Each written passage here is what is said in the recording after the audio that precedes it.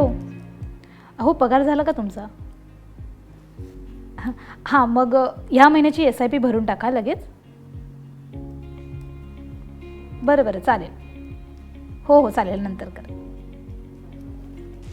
आई, आज आम्ही शाळेत पैशांचं व्यवस्थापन शिकत होतो आणि माझ्या शिक्षकांनी उत्पन्न आणि खर्चाचा उल्लेख केला.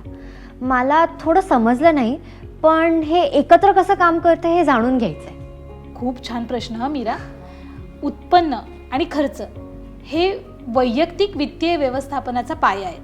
आता याचं योग्य व्यवस्थापन कसं करायचं हे जाणून घेणं आणि आर्थिक स्वातंत्र्यासाठी पहिलं पाऊल आहे. आपण एक सविस्तर पाहूया. म्हणजे अगदी बेसिकपासून सुरुवात करायची तर उत्पन्न म्हणजे काय? उत्पन्न म्हणजे तुम्ही विविध स्रोतातून कमवलेले, मिळवलेले किंवा निर्माण केलेले पैसे.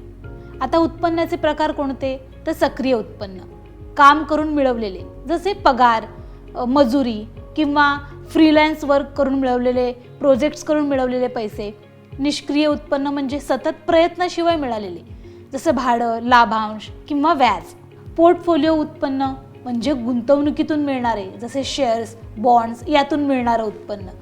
अप्रत्यक्षित उत्पन्न म्हणजे अनपेक्षित पैसे, जसे लॉटरी जिंकणं, भेटवस्तू किंवा वारसागत मिळालेले.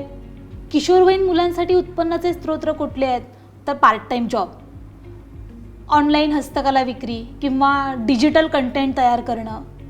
उदाहरणार्थ तर जर तू विद्यार्थ्यांना 3,000 रुपयामध्ये ट्युशन शिकवतेस आणि फिक्स डिपॉझिटवर तुला 500 रुपये व्याज मिळतंय, तर तुझं एकूण उत्पन्न झालं 3,500 रुपये. म्हणजे उत्पन्न फक्त पगारातून मिळत नाही? नाही, अगदी बरोबर. उत्पन्नाचे विविध स्रोत असणं हा एक शहाणपणाचा आर्थिक उपाय आहे. आता खर्च म्हणजे काय? तर खर्च म्हणजे वस्तू आणि सेवांसाठी खर्च केलेले किंवा जबाबदाऱ्या पूर्ण करण्यासाठी दिलेले पैसे. तर खर्चाचे प्रकार कोणते? तर निश्चित खर्च म्हणजे मासिक खर्च, जो नेहमी समान असतो, जसं भाडं, EMI किंवा सबस्क्रिप्शन्स. चल खर्च म्हणजे मासिक बदलणारे खर्च, जसं किराणा, इंधन. विवेकाधीन खर्च, गैर आवश्यक खर्च, जसं मनोरंजन, छंद किंवा बाहेरचं खाणं पिणं. अनपेक्षित खर्च, वैद्यकीय बिलं, कारची दुरुस्ती किंवा आपत्कालीन परिस्थितीमध्ये झालेला खर्च. आता उदाहरण द्यायचं झालं तर जर तुला 5,000 रुपये भाडे, 2,000 रुपये किराणा आणि 1,000 चित्रपटासाठी आणि 500 रुपये स्नॅक्सवर खर्च झाला, तर तुझा एकूण खर्च झाला 8,500 रुपये.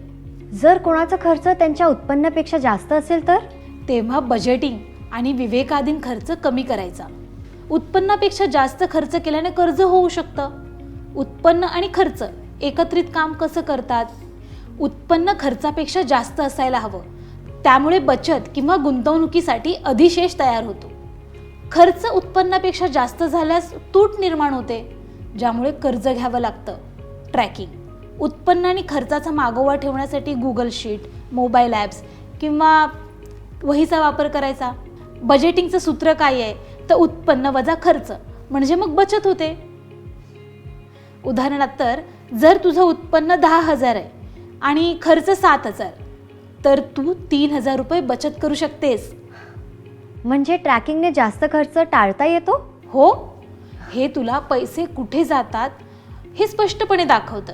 उत्पन्न आणि खर्च यांच्या व्यवस्थापनासाठी काही टिप्स आहेत. बजेट तयार करायचं. तुमचं उत्पन्न गरजा, हौस आणि बचत यामध्ये विभागायचं.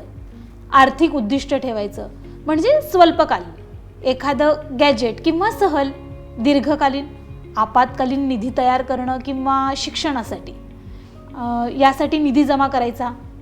अनावश्यक खर्च कमी करायचा. म्हणजे काय करायचं? तर बाहेर जाणं, बाहेरचं खाणं, खरेदी करणं, उधळपट्टी किंवा न वापरलेले सबस्क्रिप्शन्स कापून टाकायचे. उत्पन्न वाढवायचं म्हणजे ब्लॉकिंग, गुंतवणूक किंवा ऑनलाईन विक्री यांसारख्या निष्क्रिय उत्पन्नाच्या मार्गाने शोध घ्यायचा. आपत्कालीन निधी, अनपेक्षित परिस्थितीसाठी 3 ते 6 महिन्याच्या खर्चांची बचत करायची. म्हणजे उत्पन्न आणि खर्च नाण्याच्या 2 बाजूसारखं आहे. वा, खूप छान तुलना.